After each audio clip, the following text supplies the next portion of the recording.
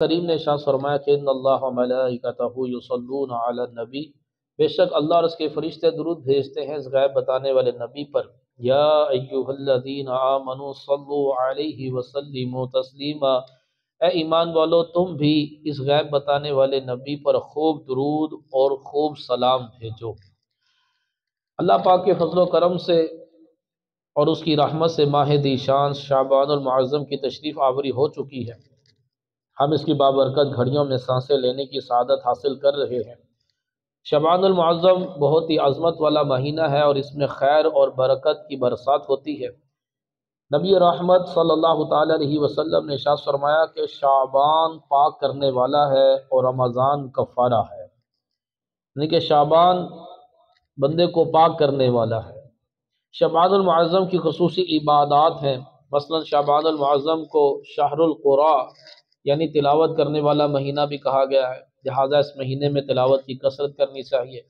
پیارے آقا مکی مدنی مصطفیٰ صلی اللہ تعالیٰ علیہ وسلم شعبان المعظم میں کثرت سے نفل روزے رکھا کرتے تھے، اس لیے اس مہینے میں نفل روزوں کی کثرت کرنی چاہیے۔ اسی طرح اس مہینے میں توبہ استغفار کی کثرت کرنی چاہیے۔ شعبان المعظم کی جو اہم ترین عبادت ہے وہ ہے درود پاک پڑھنا۔ یوں تو درود پاک زندگی بھر کا وظیفہ ہے، ہمارے روزانہ کے معمولات میں درود پاک کی کثرت شامل رہنی چاہیے، سارا سال ہی درود پڑھنا چاہیے۔ البتہ شعبان المعظم کا مبارک مہینہ ہے، شعبان المعظم کی عظمتوں اور اس کی رفتوں اور برکتوں کے کیا کہنے۔ اس ماہ ذیشان کو محبوب رحمان سلطان دو جہان صلی اللہ تعالی علیہ وسلم نے اپنی طرف نسبت کر کے فرمایا کہ شہر رمضان شہر اللہ، شہر شعبان شہری، فرمایا رمضان کا مہینہ اللہ کا مہینہ ہے اور شعبان کا مہینہ یہ میرا مہینہ ہے۔ چنانچہ یہ شعبان کا مہینہ آقا کا مہینہ ہے، اس لیے اس میں درود پاک کی بطور خاص کثرت کی جاتی ہے۔ سرکار غوث اعظم شیخ عبد القادر جیلانی رحمۃ اللہ تعالی علیہ فرماتے ہیں ہوا شہر صلاۃ علی النبی، شعبان جانے جانا جانے ایمان صلی اللہ تعالی علیہ وسلم پر درود پڑھنے کا مہینہ ہے، یعنی کہ اس مہینوں کو ماہ درود بھی کہتے ہیں کہ یہ درود پاک پڑھنے کا مہینہ ہے۔ اللہ تبارک و تعالیٰ نے ارشاد فرمایا کہ ان اللہ و ملائکتہ یصلون علی النبی، بے شک اللہ اور اس کے فرشتے درود بھیجتے ہیں غیب بتانے والے نبی پر۔ یا ایھا الذین آمنوا صلوا علیہ وسلموا تسلیما، اے ایمان والو تم بھی ان پر خوب درود اور سلام بھیجو۔ مفتی احمد یار خان نعیمی رحمۃ اللہ تعالی علیہ فرماتے ہیں قرآن کریم نے بہت سے احکامات دیے، لیکن کبھی یہ نہیں فرمایا کہ میں بھی ایسا کرتا ہوں، اے فرشتے بھی ایسا کرتے ہیں تو اے ایمان والو تم بھی ایسا کرو۔ کبھی یہ نہیں کہا گیا کہ اللہ اور اس کے فرشتے نماز پڑھتے ہیں تم بھی پڑھو، اللہ اور اس کے فرشتے روزہ رکھتے تم بھی رکھو۔ کوئی بھی عمل ایسا نہیں ہے جس کے والے سے اللہ تبارک و تعالیٰ نے کہا ہو کہ میں اور میرے فرشتے کرتے ہیں، ایمان والو تم بھی کرو۔ واحد درود پاک ایک ایسا عمل ہے کہ اللہ تبارک و تعالیٰ نے ارشاد فرمایا کہ بے شک اللہ اور اس کے فرشتے درود بھیجتے ہیں اس غیب بتانے والے نبی پر، تو جس کے لیے یہ سب کچھ فرمایا گیا۔ بات یہ ہے کہ جس چیز کا حکم اہتمام کے ساتھ دینا ہوتا ہے تو بادشاہ رعایا سے کہتا ہے کہ ہم بھی ایسا کرتے ہیں، ہمارے وزیر مشیر بھی ایسا کرتے ہیں، اے رعایا اے قوم تم بھی ایسا کرو۔ مفتی صاحب رحمۃ اللہ تعالی نے مزید فرماتے اس آیت میں مسلمانوں کو تنبیہ کر دی گئی کہ اے درود پڑھنے والو، یہ خیال نہ کرنا کہ ہمارے محبوب صلی اللہ علیہ وسلم پر ہماری رحمتیں تمہارے مانگنے پر موقوف ہیں۔ ہمارے محبوب صلی اللہ علیہ وسلم تمہارے درود پاک کی حاجت مند نہیں ہے، ہرگز ایسا نہیں ہے۔ تم درود پڑھو یا نہ پڑھو، ان پر ہماری رحمتیں برستی ہی رہتی ہیں۔ تمہاری پیدائش اور تمہارا درود شریف پڑھنا تو کل سے ہوا ہے، ان پر رحمتوں کی برسات تو کب سے ہو رہی ہے، جب یہ جہاں کہاں وہاں بھی نہیں تھا تب سے نبی پاک صلی اللہ تعالی علیہ وسلم پر رحمتوں کی برسات ہو رہی ہے۔ تو اللہ تبارک و تعالیٰ نے ہمیں بھی حکم دیا کہ ہم بھی نبی پاک صلی اللہ تعالی علیہ وسلم کی ذات پاک پر کثرت سے درود و سلام پڑھیں۔ حضور صلی اللہ علیہ وسلم کی محبت کیونکہ ایک اصل ایمان ہے، فرمایا الا لا ایمان لمن لا محبت اللہ، خبردار اس کا ایمان نہیں جس کے دل میں میری محبت نہیں۔ شیخ عبد الحق مودودی دہلوی رحمۃ اللہ تعالی علیہ فرماتے ہیں حضور صلی اللہ علیہ وسلم سے محبت کی سب سے بڑی علامت حضور کی ذات پر کثرت سے درود و سلام پڑھنا۔ اس کی حکم ہے۔ حضور صلی اللہ علیہ وسلم کی ذات پر کثرت سے درود پاک پڑھنا، یہ حضور صلی اللہ علیہ وسلم سے محبت کی سب سے بڑی علامت۔ ہر بندے کو غور کرنا چاہیے کہ میں کتنا درود پڑھتا ہوں۔ جتنا وہ درود پڑھتا ہے اتنا ہی اسے نبی کریم صلی اللہ تعالی علیہ وسلم سے محبت ہے۔ اللہ تبارک و تعالی ہمیں کثرت کے ساتھ درود و سلام پڑھنے کی توفیق عطا فرمائے۔ امام حسین رضی اللہ تعالیٰ عنہ جن کی ولادت جو ہے وہ 5 شعبان المعظم کو ہوئی، امام حسین رضی اللہ تعالیٰ عنہ سے مروی ہے کہ نبی کریم صلی اللہ تعالی علیہ وسلم کا فرمان علی شان ہے کہ کنجوس وہ ہے وہ شخص جس کے سامنے میرا ذکر ہو اور اس نے مجھ پر درود پاک نہ پڑھا ہو۔ تو درود و سلام پڑھنے میں بخل سے کام نہیں لینا چاہیے۔ ایک شخص کا انتقال ہوا، اس کے لیے قبر کھودی گئی تو قبر میں خوفناک کالا سانپ نظر آیا، لوگوں نے گھبرا کر وہ قبر بند کر دی۔ دوسری جگہ قبر کھودی، وہاں پر بھی وہی سانپ موجود تھا۔ دوسری جگہ قبر کھودی، وہاں پر بھی وہی خوفناک کالا سانپ موجود تھا۔ آخرکار سانپ نے بول کر کہا کہ تم جہاں بھی قبر کھودو گے میں وہاں پہنچ جاؤں گا۔ لوگوں نے پوچھا کہ یہ قہر و غضب کیوں ہے؟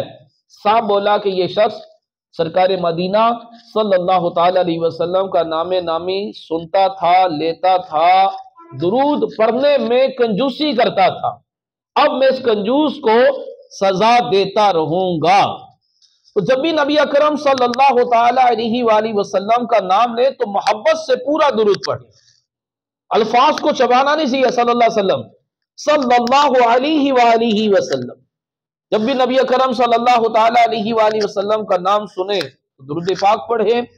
جب حضور صلی اللہ تعالی علیہ وسلم کا نام لکھیں تو درود پاک بھی لکھیں۔ اگر انگلش میں PBUS لکھ دیں گے تو یہ بھی گناہ کا کام، سوات لکھ دیں گے تو یہ بھی گناہ کا کام، سلام لکھیں گے تو یہ بھی گناہ کا کام، تو پورا درود پاک لکھا جائے گا۔ کسی نے حضرت علامہ عبدالعزیز دباغ رحمت اللہ تعالی علیہ فرماتے ہیں کہ جنت کو درود پاک کا بہت زیادہ شوق ہے۔ جنت کے اطراف میں فرشتے ہیں، وہ جب بھی درود پڑھتے ہیں تو جنت پھیلنا شروع ہو جاتی ہے، اور جب تک وہ فرشتے درود پڑھتے رہتے ہیں جنت پھیلتی رہتی ہے۔ ہر لمحے جنت کی میں اس کی لمبائی چوڑائی میں اضافہ ہوتا چلا جا رہا ہے، جنت پھیلتی جا رہی ہے، بڑی ہی ہوتی جا رہی ہے، کیونکہ فرشتے درود پڑھتے رہتے ہیں اور جنت بڑھتی جا رہی ہے۔ تو کسی نے سوال کیا کہ فرشتوں کی تسبیح پر جنت کیوں نہیں پھیلتی، درود پاک ہی پر کیوں پھیلتی ہے؟ تو علامہ عبدالعزیز دباغ رحمت اللہ تعالی نے فرمایا کہ اصل میں بات یہ ہے کہ یہ جنت جو ہے، یہ جنت نبی پاک صلی اللہ تعالی علیہ وسلم کے نور سے پیدا ہوئی ہے۔ تو اس جنت کو حضور صلی اللہ علیہ وسلم سے بے پناہ محبت ہے۔ کہتے ہیں کہ جنت کو نبی اکرم صلی اللہ تعالی علیہ وسلم سے ایسی ہی محبت ہے کہ ایک بچے کو اپنے جیسے باپ سے ہوتی ہے، لہذا فرشتے جب درود پڑھتے ہیں تو جنت شوق کے ساتھ اس کی طرف بڑھتی ہے اور پھیلنا شروع کر دیتی ہے۔ تو سبحان اللہ، پیارے اسلام بھائیو، یہ ہے جنت کہ جب جنت درود پاک سے ایسی محبت رکھتی ہے تو ہم جنت کے طلبگار ہیں، ہمیں بھی چاہیے کہ درود پاک کا شوق دل میں بڑھائیں۔ بلکہ ایک معلوماتی بات عرض کروں کہ جنت کو شوق درود اس لیے ہے کیونکہ جنت جو ہے وہ نور مصطفیٰ صلی اللہ علیہ وسلم سے بنائی گئی۔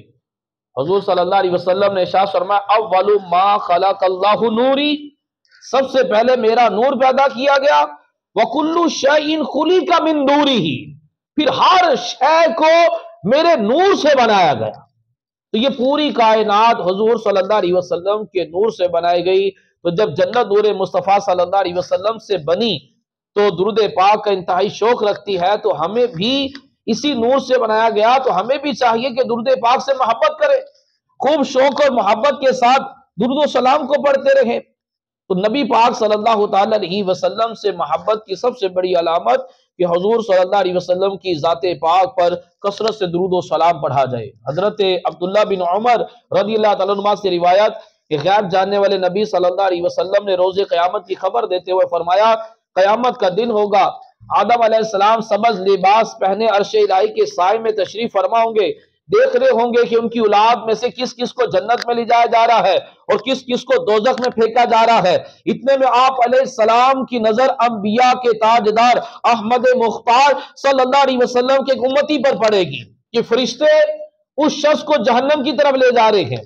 یہ دیکھ کر آدم علیہ السلام پکار کر آواز دیں گے، یا احمد یا احمد، نبی پاک صلی اللہ علیہ وسلم کو پکاریں گے تو اللہ یہ عاشقان رسول قربان چاہیے وہ قیامت کا منظر، وہ ہولناک دن جب ہر ایک کو بس اپنی ہی پڑی ہوگی، سگی ماں بھی اولاد سے دامن چھڑائے گی۔ ہمارے آقا صلی اللہ علیہ وسلم ہمیں بخشوانے والے آقا، رحم فرمانے والے آقا، جنت میں پہنچانے والے آقا، اور نبی کریم صلی اللہ تعالی علیہ وسلم جب وہاں موجود ہوں گے تو حضور صلی اللہ تعالی علیہ وسلم جب آدم علیہ السلام آپ صلی اللہ علیہ وسلم کے ایک امتی کو جہنم میں دیکھ کر جب پکاریں گے آدم علیہ السلام تو حضور صلی اللہ علیہ وسلم فرماتے ہیں کہ میں جواب میں کہوں گا لبیک یا ابا البشر، اے تمام انسانوں کے والد لبیک۔ حضرت آدم علیہ السلام فرمائیں گے یہ آپ کا امتی ہے، اور فرشتے اسے جہنم کی طرف لے جا رہے ہیں۔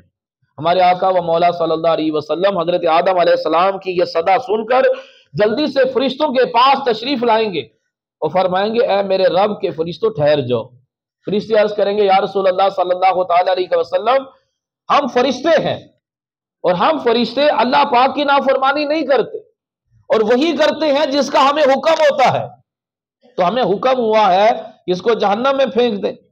تو نبی پاک صلی اللہ تعالی علیہ وسلم اپنی داڑھی مبارک پکڑ لیں گے، اور یہ سن کر حضور صلی اللہ علیہ وسلم عرش الہی کی طرف رخ کر عرض کریں گے اے میرے رب کریم، کیا مجھ سے وعدہ نہیں کیا تھا امت کے معاملے میں مجھے غمگین نہیں کیا جائے گا؟ تو اللہ تبارک و تعالیٰ فرشتوں کو حکم دے گا کہ اطیعوا محمد، اے فرشتوں میرے حبیب کی اطاعت کرو صلی اللہ تعالی علیہ وسلم۔ یہ حکم ملتے ہی کیا ہوگا؟ اب مصطفیٰ جان رحمت صلی اللہ علیہ وسلم کے حکم سے اس بندے کو دوبارہ میزان عمل پر لایا جائے گا، اس کے اعمال تولے جائیں گے۔ شفاعت فرمانے والے آقا صلی اللہ تعالی علیہ وسلم اپنی جیب سے انگلی کے پورے کے برابر سفید کاغذ نکالیں گے اور فرمایا میں نکالوں گا اور بسم اللہ پڑھ کر نیکیوں کے پلڑے میں رکھ دوں گا۔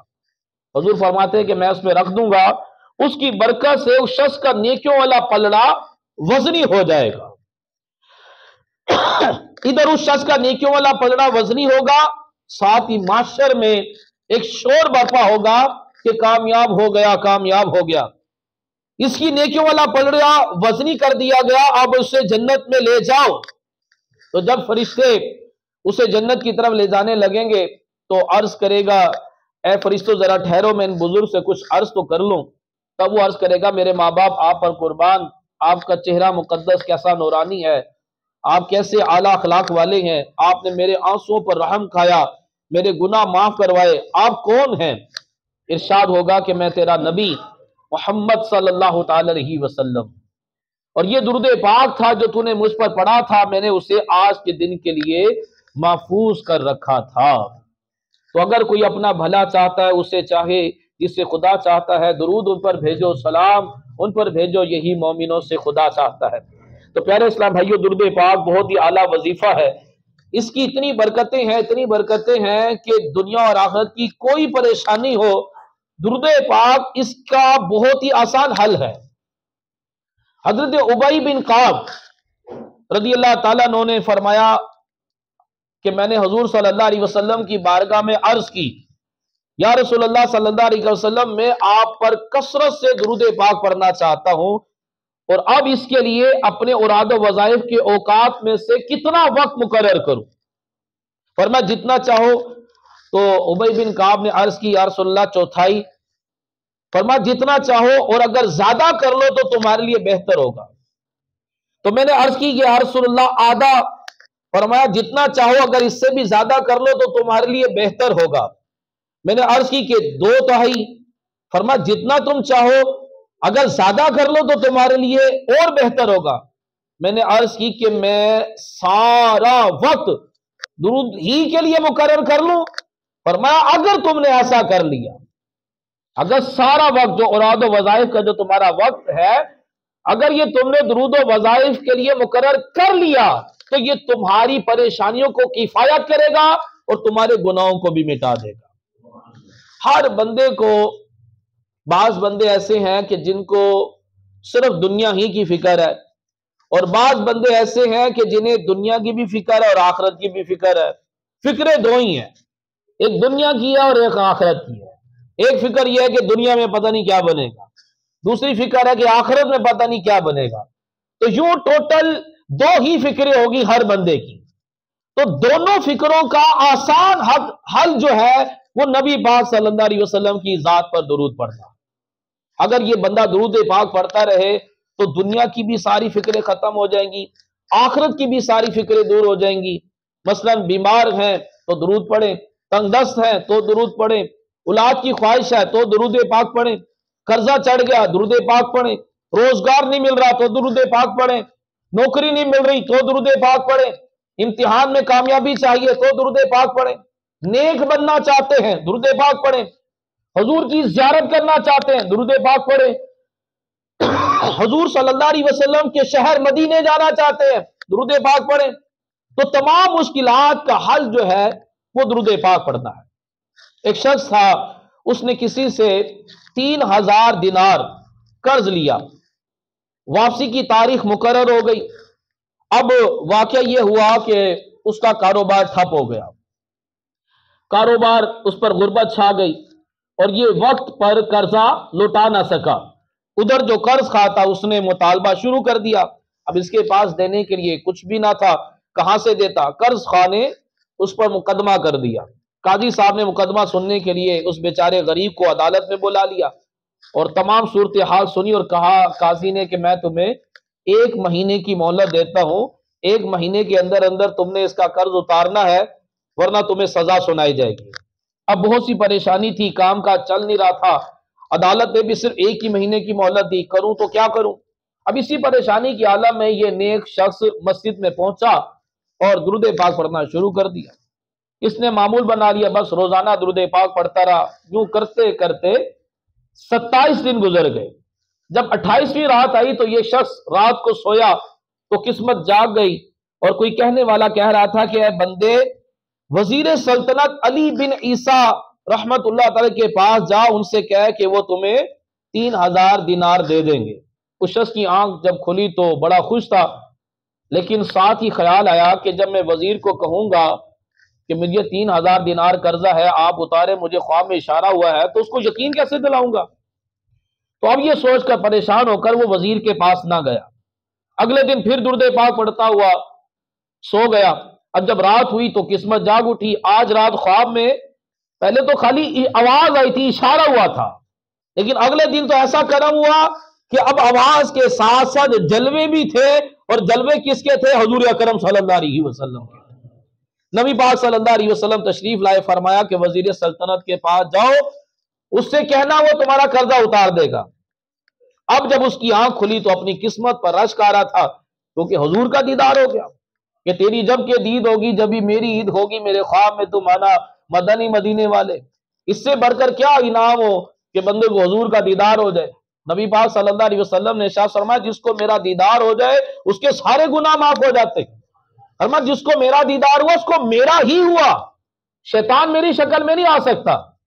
بس اگر شیطان بزرگان دین کی شکلیں اختیار کرے تو خواب میں آ کر بندے کو گمراہ کرنے کی کوشش کر سکتا ہے، لیکن حضور کی شکل اختیار نہیں کر سکتا۔ اب اس کی خوشی کی انتہا تھی کہ حضور صلی اللہ علیہ وسلم کا دیدار ہوا، لیکن پھر دوبارہ جب وزیر کے پاس جانے لگا تو پھر یہی خیال آیا کہ اگر میں وزیر کو کہوں گا کہ حضور کا حکم ہے کہ تم میرا قرضہ اتارو تو یقین کیسے دلاؤں گا؟ پھر اس وجہ سے وہ دوبارہ وزیر کے پاس نہیں گیا۔ اب وہ درود پاک پڑھتا ہوا اگلی رات پھر سو گیا، پھر قسمت جاگ اٹھی۔ سرکار مدینہ صلی اللہ علیہ وسلم نے دوبارہ کرم فرمایا، خواب میں تشریف لائے، فرمایا اگر وزیر سے تجھے کوئی نشانی پوچھے تو کہنا وزیر کو کہ آپ نماز فجر کے بعد کسی سے بات نہیں کرتے جب تک 5000 مرتبہ درود پاک نہ پڑھ دو۔ اب یہ فرما کر آپ صلی اللہ علیہ وسلم تشریف لے گئے۔ اس نیک شخص کی آنکھ کھل گئی، اب پریشانی پورے طور پر اب حل ہو چکی تھی۔ صبح ہوئی تو یہ شخص وزیر کے پاس پہنچا، تمام واقعہ سنایا۔ وزیر نے جب پیغام مصطفیٰ صلی اللہ علیہ وسلم سنا تو بڑا خوش ہوا۔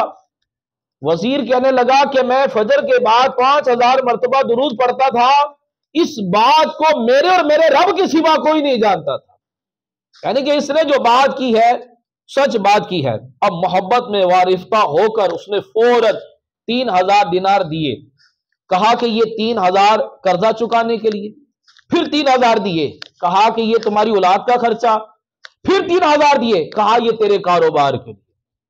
3000 قرضہ، 3000 خرچہ، 3000 کاروبار کے لیے، ٹوٹل 9000 دینار وزیر نے اس کو دیے۔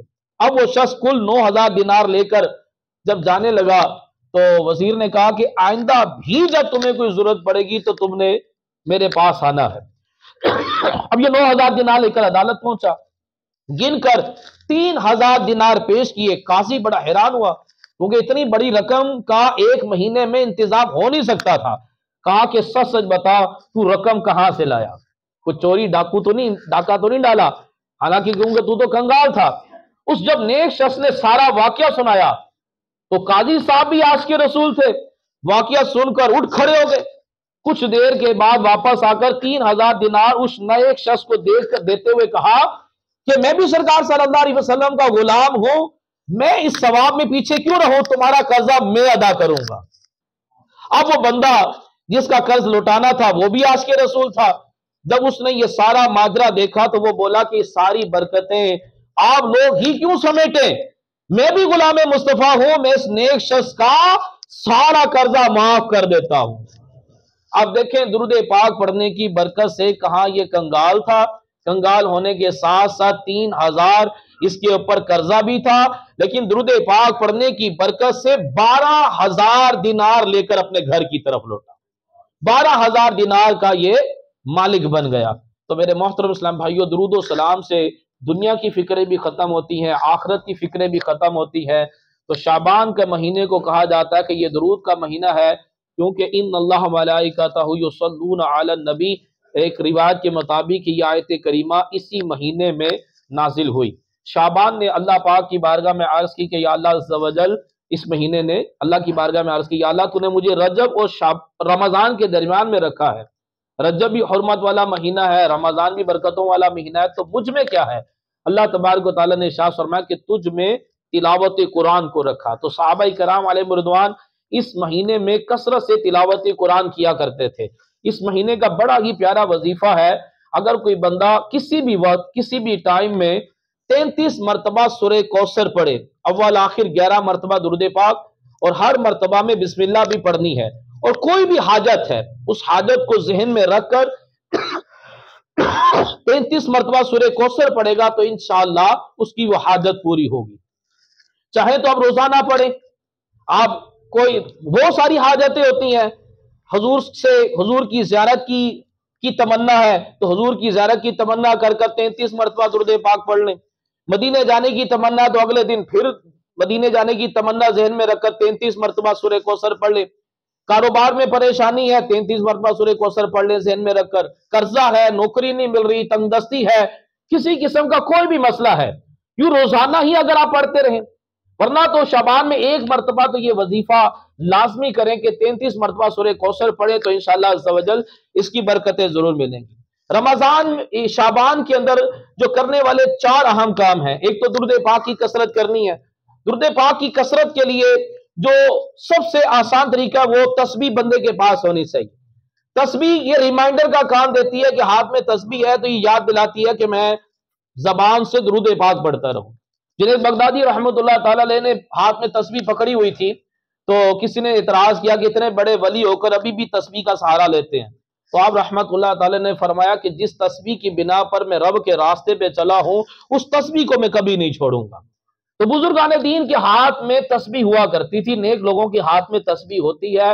آپ دنیا سے گھبرائے نہ، ڈرے نہ، ہو سکتا ہے آپ پر کوئی اعتراض کرے، لو جی ہاتھ سے تسبیح آ گئی، نوے مولوی بن گئے ہو، اس طرح کی باتیں ہوں گی، لیکن ہمیں تو اللہ کو راضی کرنا ہے، تسبیح بندے کے پاس ہونی چاہیے۔ تو شعبان کا ایک کام کثرت سے درود پاک، روایت کے اندر آتا ہے جو شعبان میں روزانہ 700 مرتبہ درود پاک پڑھے تو اللہ تبارک و تعالیٰ فرشتوں کو حکم دیتا ہے کہ یہ درود میرے حبیب کی بارگاہ میں پیش کرو۔ حضور صلی اللہ علیہ وسلم کی بارگاہ میں پیش کیا جاتا ہے، یا رسول اللہ فلاں امتی نے یہ 700 مرتبہ درود آپ پر بھیجا ہے، حضور کی روح مبارک خوش ہوتی ہے، پھر اللہ تبارک و تعالیٰ فرشتوں کو حکم دیتا ہے جس نے یہ درود پڑھا ہے قیامت تک اس کے لیے استغفار کرتے رہو، قیامت تک اس کے لیے استغفار ہوتا رہے گا۔ تو کوشش فرمائے روزانہ 700 مرتبہ درود پاک۔ کثرت سے قرآن پاک کی تلاوت کی جائے کہ یہ تلاوت قرآن کرنے کا مہینہ ہے۔ حضور صلی اللہ علیہ وسلم اس مہینے میں کثرت سے روزے رکھتے تھے۔ عرض کی کہ یا رسول اللہ صلی اللہ علیہ وسلم آپ اتنے روزے کیوں رکھتے ہیں؟ فرمایا یہ مہینہ، یہ اس مہینے میں نامہ اعمال اٹھائے جاتے ہیں، تو میں چاہتا ہوں کہ میرا نامہ اعمال جب اٹھایا جائے تو میں روزے کی حالت میں ہوں۔ تو ہمیں بھی اس مہینے میں کثرت سے جو ہے وہ روزے رکھنے چاہیے۔ چوتھا جو کام ہے، اپنے مرحومین کے لیے سال ثواب، ان کے لیے صدقہ کیا جائے۔ شعبان کے مہینے میں روحیں گھروں میں آتی ہیں اور اس سال ثواب و صدقے کا مطالبہ کرتی ہیں۔ اگر ان کی طرف سے سال ثواب و صدقہ کیا جائے وہ خوش و خرم واپس پلٹتی ہے، اگر نہ کیا